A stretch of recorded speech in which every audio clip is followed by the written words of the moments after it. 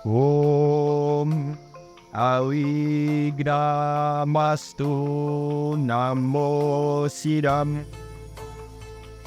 Om Mano Badra Kartayantu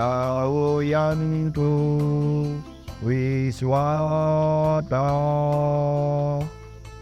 Semoga pikiran yang baik datang dari segala penjuru. Tak lupa, sambutlah sungkem panganjali umat. Om Swastiastu. Yang saya hormati, para Dewan Juri Dharma Wacana Digital tahun 2023. Tak lupa pula yang saya hormati, para segenap panitia Dharma Wacana Digital tahun 2023, beserta para umat sedharma dimanapun berada yang berbahagia. Puja Nitya Mastungkara patutlah kita senantiasa haturkan ke hadapan Ida Sang Yang Widiwasa, yang mana telah memberikan waranugraha kesehatan tak kurang suatu apapun. Yang kedua kalinya, patutlah juga kita haturkan puja dan puji kita ke hadapan para sadhu, bagawan, empu, orang suci, terutama Maharsi Vyasa, yang mana telah memberikan kita tuntunan jalan Dharma yang sudah tersurat dan tersirat dalam pustaka suci Weda. Pepatah mengatakan bahwa tak kenal maka tak sayang. Maka dari itu, perkenalkanlah saya, Raditya Pandu Wicaksono, yang akan membawakan sebuah Dharma Wacana yang berjudul tentang sekelumit Pancayatnya. Umat sedharma yang berbahagia, mengapa kita perlu beryatnya? Apakah hanya mengikuti tradisi leluhur nenek moyang kita? Sebelum menjawab pertanyaan itu, maka sebaiknya kita kupas terlebih dahulu apakah arti daripada yatnya tersebut. Kata yatnya sudah lama populer, tapi rupanya banyak orang yang salah mengartikannya, yang mana biasanya di pemikiran kita yatnya adalah sebuah upacara suci, sebuah suara genta, sebuah korban suci kita untuk mengaturkan yatnya kita di pura. Lantas, apakah itu salah? Jawabannya adalah tidak. Itu sama halnya dengan yatnya. Yatnya tidak bisa diartikan sekecil itu.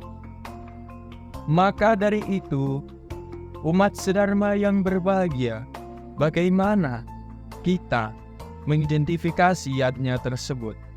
Lantas, pengertian apa yang tepat untuk yatnya tersebut?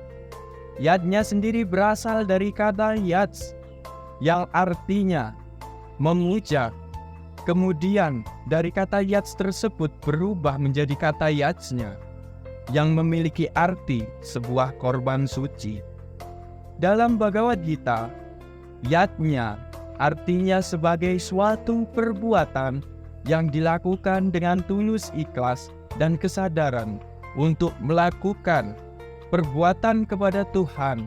Dengan demikian, ada beberapa unsur yang mutlak yang terkandung dalam yatnya.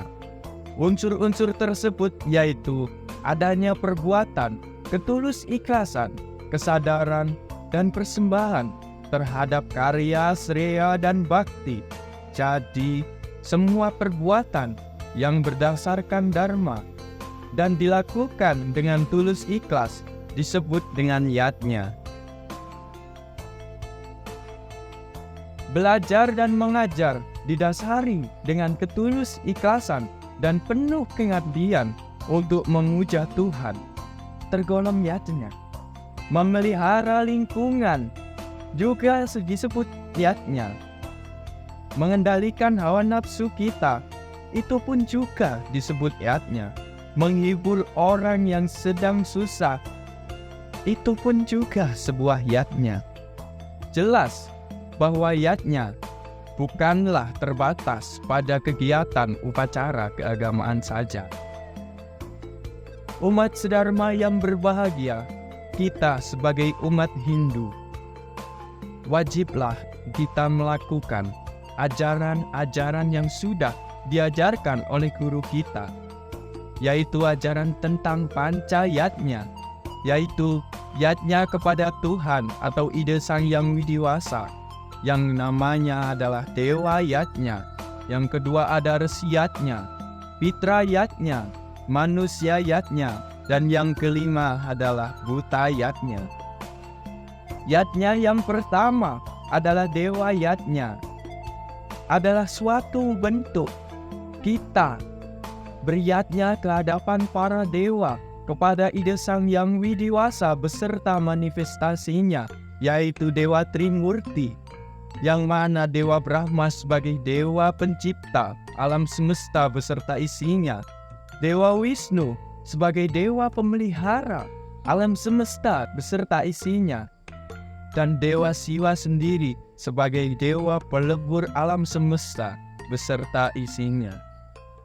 Yang kedua, adanya Resi Yatnya adalah suatu bentuk persembahan karya seni yang kita tujukan kepada para resi, orang suci, pandita, sulingge, dan guru agama kita sendiri, dan orang suci yang berhubungan dengan agama Hindu. Para resi adalah orang-orang yang bijaksana dan berjiwa yang suci. Sulingge maupun guru juga tergolong seorang yang suci, yang memberikan ilmu kepada kita. Yang ketiga, adanya Pitra Yatnya adalah suatu bentuk persembahan kita, korban suci kita, ke hadapan para pitara, yang mana kita tanpa leluhur bukanlah suatu apa-apa. Tanpa leluhur kita tidak akan ada di dunia ini. Dan yang keempat, Manusia Yatnya adalah suatu bentuk upacara suci yang kita lakukan untuk memelihara hidup kita, untuk mencapai kesempurnaan dalam kehidupan dan kesejahteraan kita sebagai manusia.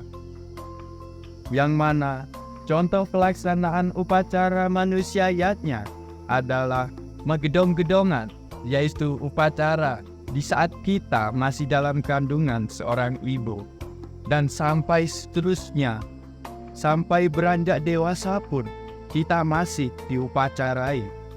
Dan yang terakhir adalah upacara Buta Yatnya.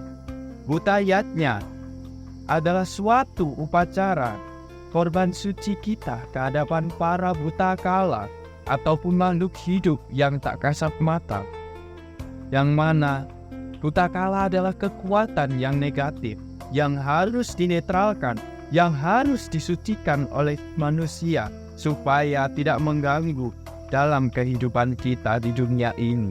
Kita menghormati buta kala, bukan kita memuja para buta kala.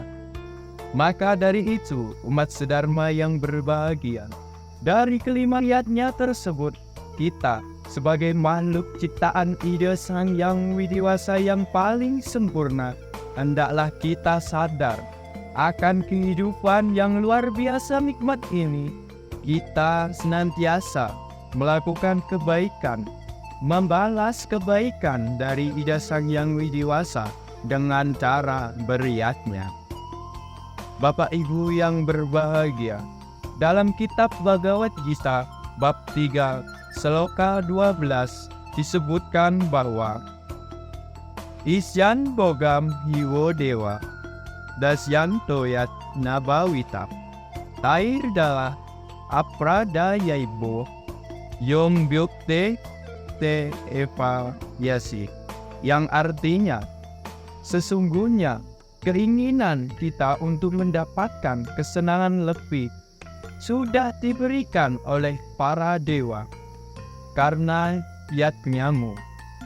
Sedangkan ia yang telah memperoleh kesenangan tanpa memberi yatnya disebut dengan seorang pencuri. Setiap melakukan pekerjaan hendaklah dilakukan sebagai yatnya bahwa Tuhan memelihara manusia dan segala bentuk ciptaannya. Para dewa akan memelihara manusia dengan memberikan kebahagiaan. Karena itu, yang mendapat kebahagiaan bila tidak memberikan yatnya tidaklah lengkap. Maka yatnya melengkapi semua unsur yang ada di dunia ini. Saling memelihara ini adalah suatu kebaikan yang maha tinggi. Selanjutnya, tak jauh dari sloka yang tadi, di bab yang sama, bab 3, sloka 13 disebutkan bahwa yatna sista sinasanto bujyaye sarwakil visai bujan tetwi agam papa yepa canti atma ketanam. Bahwa orang yang terlepas dari segala dosa adalah orang yang memakan sisa dari yatnya itu sendiri. Karena itu, sebelum kita memakan makanan kita, wajiblah kita beriatnya untuk para dewa, para leluhur, para butakala, dan makhluk hidup lainnya. Makanan yang kita nikmati berasal dari alam ini. Alam pun ciptaan Tuhan itu sendiri.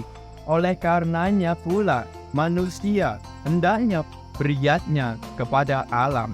Inilah yang disebut dengan cakra yatnya, yaitu perputaran roda yatnya yang bersifat timbal balik atau saling menguntungkan. Umat sedharma yang berbahagia dimanapun Anda berada, demikianlah hal yang dapat saya sampaikan. Bila ada kata-kata yang kurang berkenan, saya mohon maaf yang sebesar-besarnya, karena sesungguhnya manusia tidak luput dari kesalahan. Atur kata, saya tutup dengan puja Paramasanti. Om Santi, Santi, Santi. Om